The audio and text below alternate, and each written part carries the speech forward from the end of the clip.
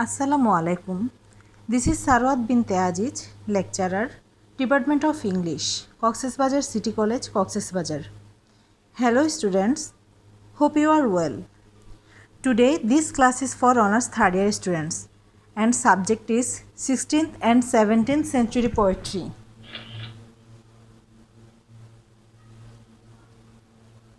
In this subject you will read the poems of Andrew Marvell, John Donne, Edmund Spenser, George Herbert and John Milton.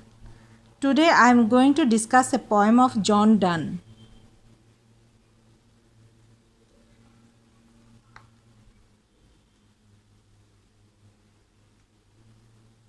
Before beginning, I want to say a little about the centuries. 16th century is a turning point of British rules. In the beginning of this century, the reign of Elizabeth I ended with her death.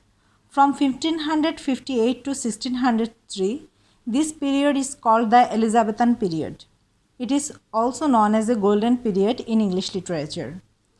Queen Elizabeth was succeeded by the Stuart King James VI of Scotland, who took the title James I of England as well.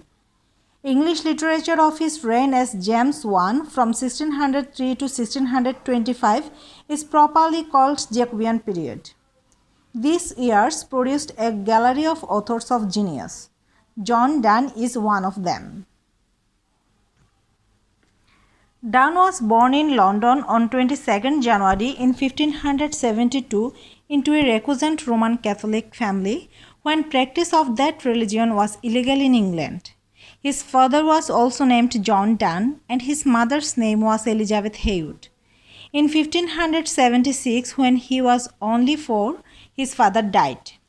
In 1601, he secretly married Anne More. He is considered the preeminent representative of the metaphysical poets. He also served as a member of parliament in 1601 and 1614. In 1621, Donne was made Dean of St. Paul's in the Church of England.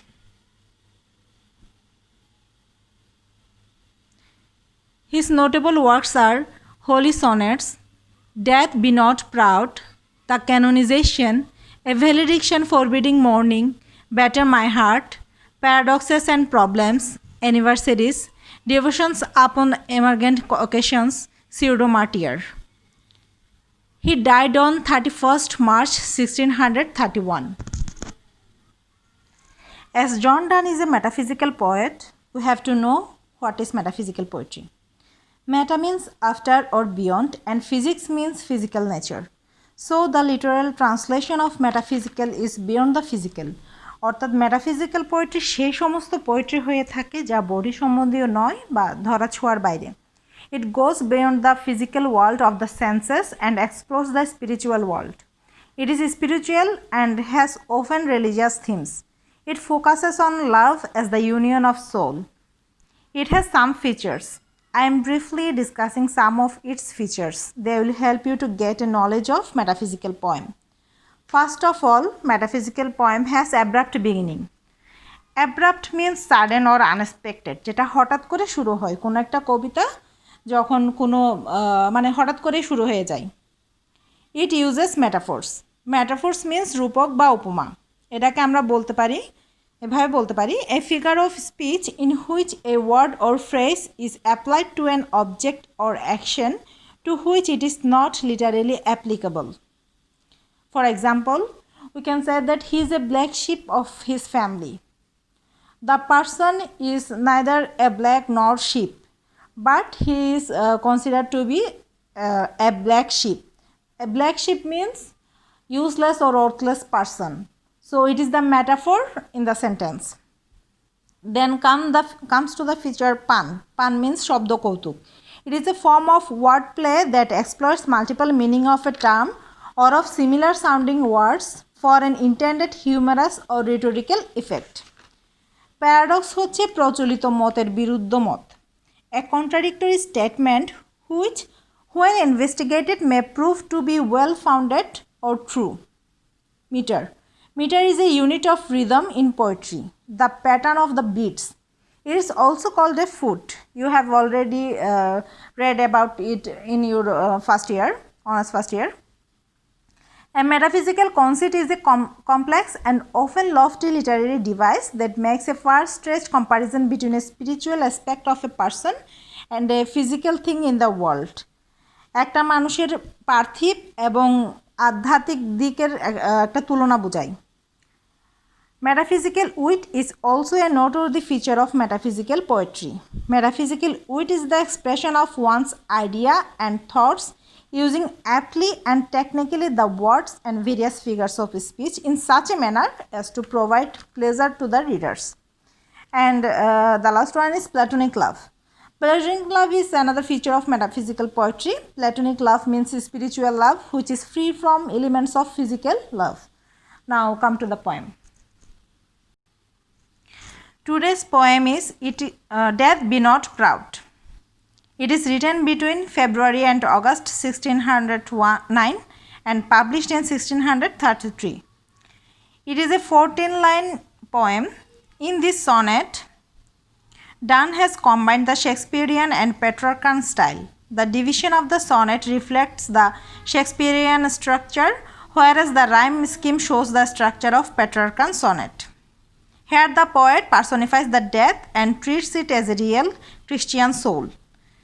Personify means ব্যক্তি রূপ দান করা, represent by a figure in human form. Now let's start the poem. Death be not proud. মৃত্যু তুমি গর্ব করো না।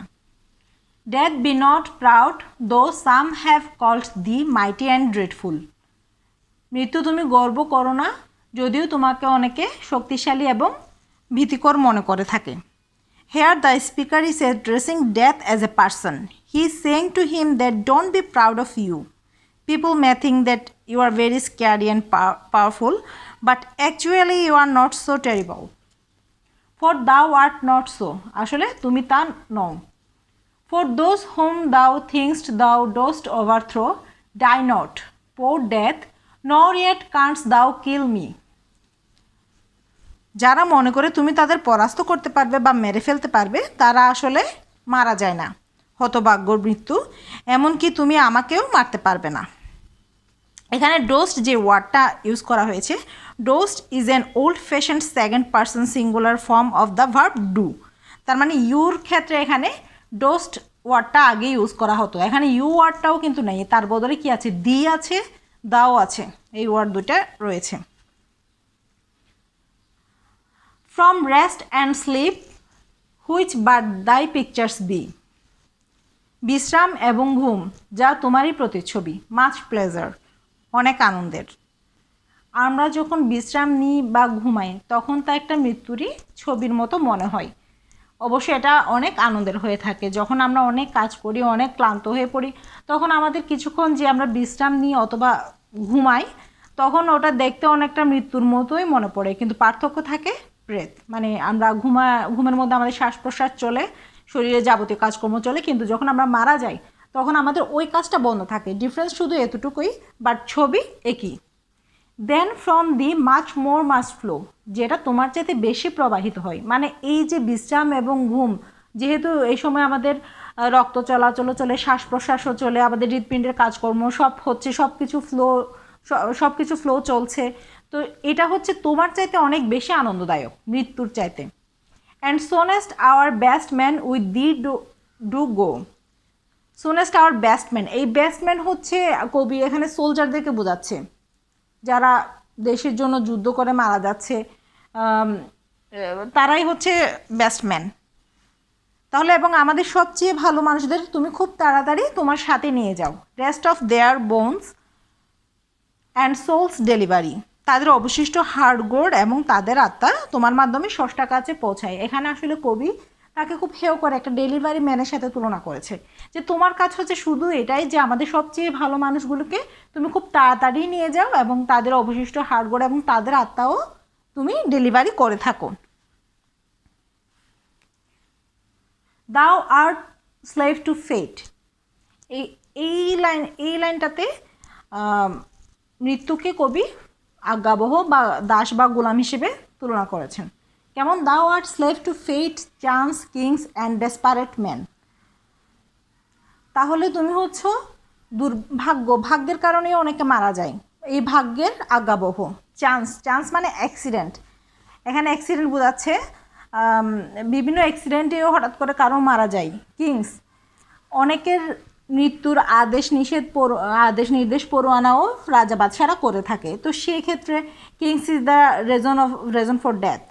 And desperate man means they are who are crazy people, যারা সুসাইড করে তারাই হচ্ছে desperate man.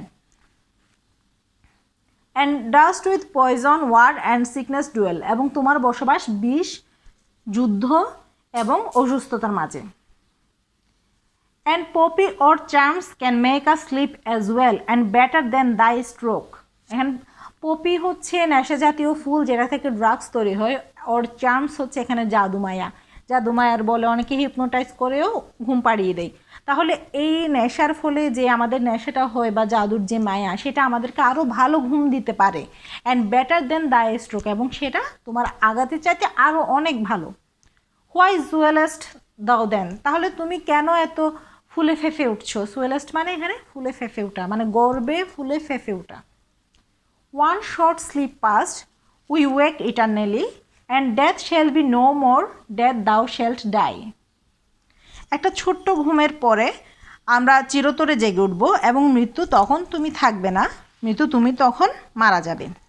After sleeping for a very short duration of time we will wake again and we will live eternally, death himself will be die then and he will exist no more. আসলে যদি আমরা পুরো জীবনটাকে একটা ঘুমের মতো চিন্তা করে থাকি, তাহলে মৃত্যুর পরই আমরা জেগে উঠবো, চিরতরে জেগে উঠবো। তখন একবার মৃত্যু হয়ে যাওয়ার পর মৃত্যুর আর কোনো ভয় থাকে না, তখন মৃত্যু নিজেই মারা যাবে। কারণ ওই সময় আমরা যে জগতে জেগে উঠবো, সেই জগতে কোনো মৃত্যু বলতে কোনো কিছুই থাকে না। Now come to the short analysis of the poem. 3 places where death lives forever: war, poison, sickness. 3টি জায়গা যেখানে মৃত্যু সবসময় বাস করে, সেটা হচ্ছে যুদ্ধ, বিষ এবং অসুস্থতা। যুদ্ধে অবশ্যই প্রচুর মানুষ মারা যাবে, পয়জন খেলেই বেশিরভাগ মানুষ মারা যায়। সিকনেস এবং অসুস্থতার কারণেও অনেকে মারা যেয়ে থাকে।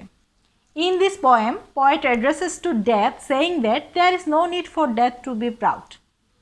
কবিতাটিতে কবি মৃত্যুকে বলেছেন যে তোমার গর্বিত হওয়ার মতো কিছুই নেই। Though some people call it very powerful and dangerous, it is neither powerful nor dangerous. যদিও তোমাকে অনেকেই খুব শক্তিশালী এবং ভয়ঙ্কর মনে করে, আসলে তুমি তা নও। According to John Donne, picture of death is nothing but sleep and rest. জন ডানের মতে মৃত্যুর ছবি ঘুম এবং বিশ্রামের মতোই, এছাড়া আর কিছুই না। But in conclusion he says that, কিন্তু উপসংহারে তিনি বলেছেন, this life is one sleep in a sense that it is full of illusions. আমাদের জীবনটা একদিক দিয়ে একটা ঘুমের মতোই, যেটা অনেক মায়ায় পরিপূর্ণ। But death delivers us from that illusion, কিন্তু মৃত্যু আমাদেরকে ওই মায়াগুলো থেকে মুক্ত দেয়। And we wake up for ever, এবং আমরা চিরতরে জেগে উঠি। Donne believe that if death is accepted with spirit, Donne বিশ্বাস করেন যে আমরা যদি মৃত্যুকে এই মর্মে গ্রহণ করে থাকি, there is no death at all, তাহলে এখানে কোনো মৃত্যু থাকবে না। ডেথ ইটসেলফ উড ডাই, মৃত্যু তখন নিজেই মারা যাবে। নিশ্চয়ই তোমরা কবিতাটা পড়ে খুব ভালোভাবে বুঝতে পেরেছো মেটাফিজিক্যাল পোয়েট্রিতে মানে কি কি থাকে, কি কি ফিচার থাকে, এবং এই ডেথ বি নট প্রাউড কবিতাটিতে কবি কি বোঝাতে চেয়েছেন। আশা করি তোমরা বুঝতে পেরেছো ক্লিয়ারলি।